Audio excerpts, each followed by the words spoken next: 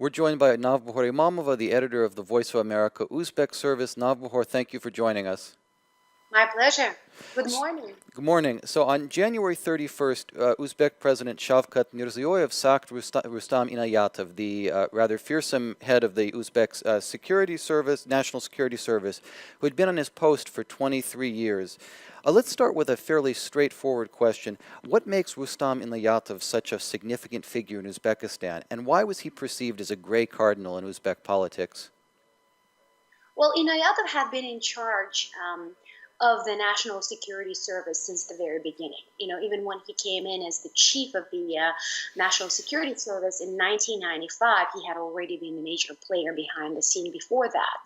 And that was the time when President Islam Karimov, who was trying to consolidate his power. Those were very crucial years for him. He wanted someone strong enough, not just, professionally solid at that very moment, but also who had a lot of political and social capital in Uzbekistan to be in charge of a service that he wanted to actually eventually become a very strong force, basically a force that would control Uzbekistan, that would control the system in a way that serves him, President Karimov.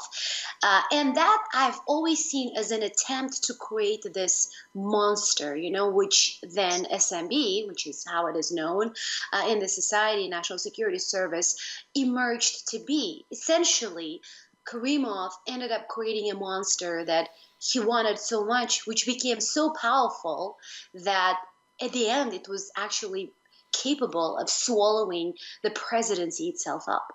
And that became a very ironic scene, obviously, with his daughters, especially his eldest daughter, Gulnara Karimova, being attacked by or being sought after or being sought by the National Security Service. So it was it became a machine, it became a very strong machine that essentially controlled the entire country, not just its a life inside the country, but also outside, all the relations, everything that also had the control to oversee the lives of the Uzbek people abroad. And that was all Inoyatov's work, basically. That was his strategy, that was his vision. So in that sense, Inoyatov served Karimov well, and very loyally, I should say. Mm-hmm. Uzbekistan has a rather fearsome reputation when it comes to rights violations and torture. What was Inoyatov's role in that? As I said, the National Security Service became the main force in the country. It controlled everything.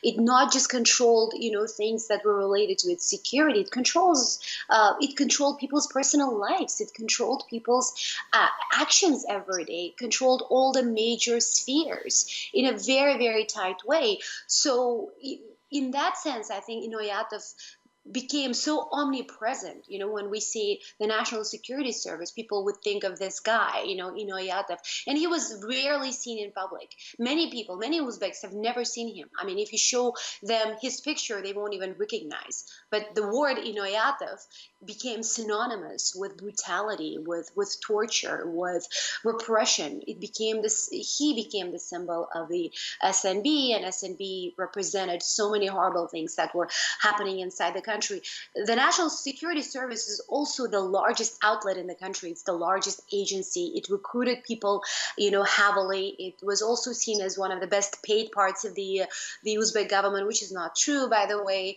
And if you wanted a stable job within the system, then you wanted to work for the SNB.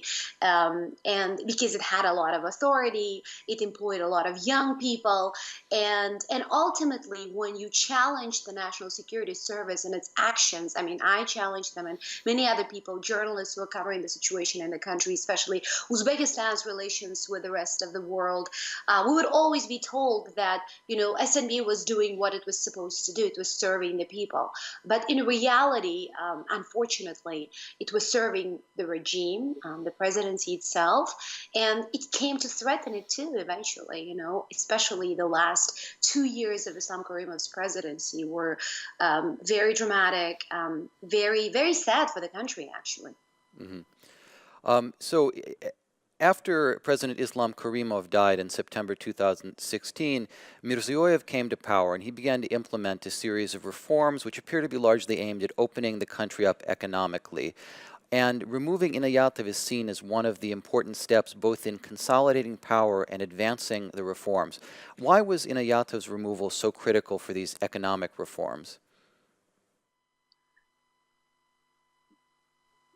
What's happening in Uzbekistan right now is, this is President Mirziyoyev consolidating his power, strengthening his position, right? And obviously he cannot do this with the old guard, at least with some of its members. And Inoyatov, as we've just said, has been one of the key players in this.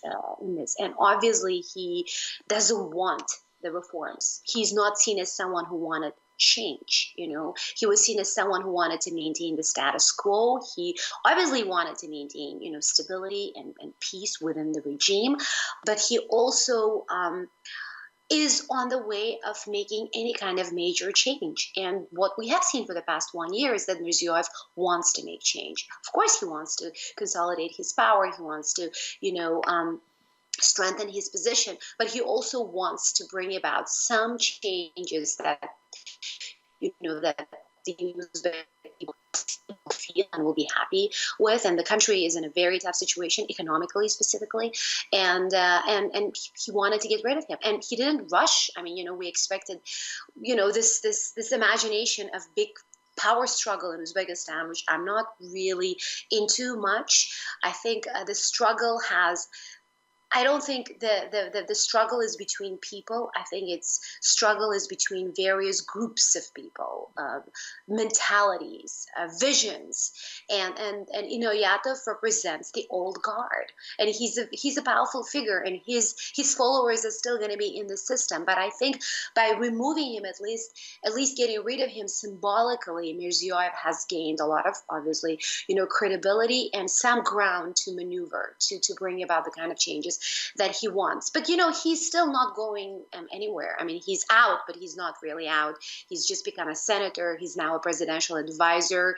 My sources tell me that Inoyatov will not be around much physically. He won't be very much present in Tashkent. But this is a painful compromise, I think, not just for President Mirziyoyev, but for the people of the country, because they know that under Inoyatov, the National Security Service committed a lot of crimes, committed a lot of evil acts, and just by letting him go, in the eyes of many Uzbeks, this is such injustice, they tell us. But it's a compromise. I mean, Mirziyoyev wants to be seen as someone who's maintaining that stability. He doesn't want to show to the world that there's some kind of a conflict. Obviously, there were conflicts, and there have been conflicts. Not everyone around him supports his position. Not everyone around him supports his reform program. So. But at the same time, I see Mirziyoyev as a winner in this, because he's been able to outmaneuver all these people, not just Inoyatov, but Rustam Azimov too, who was also seen as a major power player. And he did this in a very strategic way. He did it in a very peaceful way. And he went after. He criticizes a system, and then he makes changes. So he informs people about his intentions, and then he goes in and makes these changes.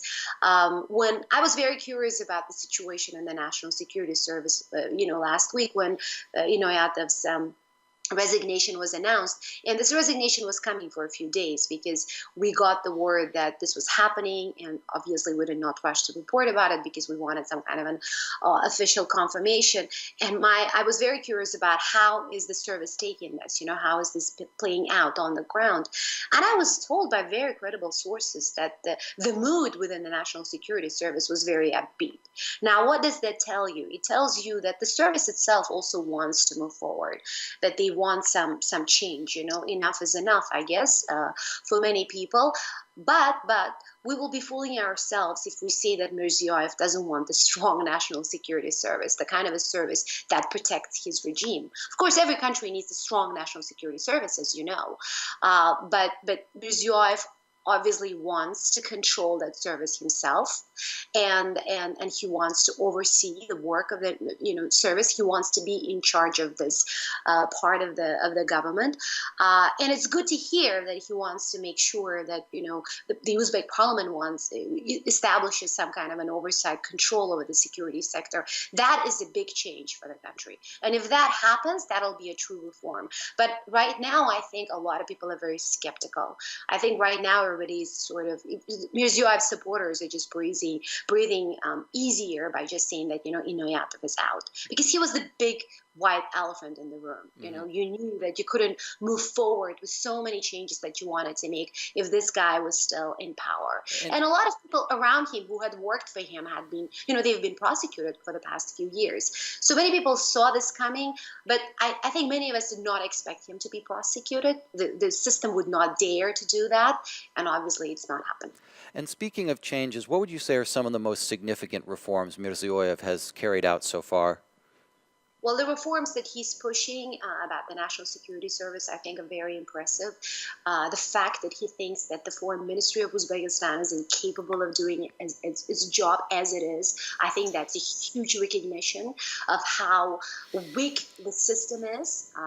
And I think just the fact that the president of Uzbekistan now openly talks about the fundamental issues in the country, the kind of issues that nobody would dare to talk about for the past nearly 30 years.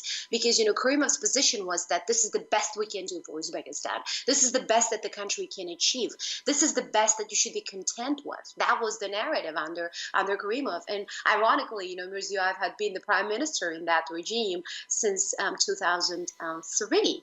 And now you have this guy who obviously emerged from the system, and he now tells us, recognizes the fact that Karimov's policies failed. Things were not the way we were told they were. Obviously, the reality was out there. I mean, you can't fool the people. People knew what was wrong with the system. They couldn't talk about it. But now you have a president who actually himself talks about this. And I think that has been such a refreshing change for the country. When I was in Uzbekistan this summer, I was really impressed with the mood, with the energy, because I think all of a sudden people hear the president talking about things that they wanted to say for so long. And it has had a very sort of encouraging effect, So the fact that you talk about these things, you can talk about these issues is seen as a progress. And also, he's tackling issues agency by agency, ministry by ministry, region by region. Uzbekistan is a big society. It's a society of almost 33 million people. It has 12 very complicated regions. It has an autonomous republic, Karakalpakstan, which we almost never talk about or hear from. It's a very complex society. It has very complex neighbors. And one of the major changes, of course, is the fact that Mirziyoyev is very fixated on fixing the relations with the neighboring countries. And that's, again, we've seen a lot of support for that initiative. Obviously, people were struggling because they couldn't travel to the neighboring countries. The businesses were dying because of that. Uzbek economy was suffering a lot because of the poor relations with the neighbors. And that has been improving. And also, you have a government that's reaching out to the people, not in a way, obviously, someone like me, a journalist wants to see, because I think overall the government's position on media, on journalists have not changed. But online media in Uzbekistan are growing, and they're quite vibrant now. You definitely have more sources, local sources that are actually reporting about the situation from within the country. 2 years ago, you wouldn't see that. Most of the credible sources about Uzbekistan were based outside. Now we can say that the credible sources are inside.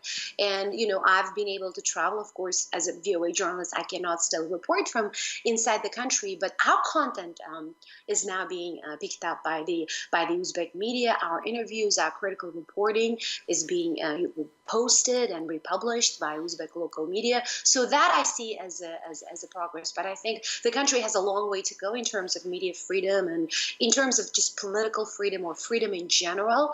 But I see the country moving forward in so many different ways, socially, obviously, economically, and also the currency exchange. The fact that you can actually, in Uzbekistan, you can buy you can buy foreign money freely from the bank. This question of convertație had been such a fundamental problem. That to be able to buy dollars, U.S. dollars, you would have to go and do this in a black market, made Uzbekistan look like a really backward country, and that's not the case anymore. So this raises a pretty big question, though. So how optimistic should observers of Uzbekistan be about these reforms? How skeptical should we be, especially when it comes to human rights? I think we still have a lot of room to be skeptical, really, and I am skeptical in general. I think the changes are going to happen because people will make them. Obviously, not everything depends on the president. We like what we hear from president, but we also know how hard it is going to be, to execute those, let's say, laws or decrees that he's been signing, or the things that he wants to see. He keeps on sharing this great vision, and that's nothing new. I mean, Karimov always had a vision, and he would always talk about Uzbekistan's great future, and that future never came. At least it did not come for almost 30 years, right, while he was in charge. So you cannot fool the people. I mean, they may not say this straightforward, but it will take a lot of work to convince the people that you actually really genuinely want change. People want to see change, but I think something else is also happening. People have started to realize that any changes happen because they want them, because they make them. So people seem to be, trying to be in charge of their destiny, to put this in, in such terms. And I think many want a chance to control their destiny themselves. They want the government to get out of the way. They want more economic freedom, for example. Is the system willing to give them that kind of a freedom? They want more freedom to travel, right? I mean, Uzbekistan still has exit visa requirement, and they've been promising to change that. There is a lot of promise in the air. And I think people are very excited about that. Does Mirziyoyev have a deadline to prove that he's genuinely interested in turning Uzbekistan into another country which is more open, which is more free? We don't know. But this year and next year, as he says, as he repeats again and again, are going to be really crucial. And one of the good things that, that I see is that President is actually trying to explain to the people how difficult this is. That, this is, I want these things, but I cannot do this alone. I want your support. He obviously is trying to also strengthen, obviously, his position. But, who's his support base? Mostly ordinary people. Okay, well, we'll keep our eyes on that. Thank you very much for joining us, Navbahor. Thank you.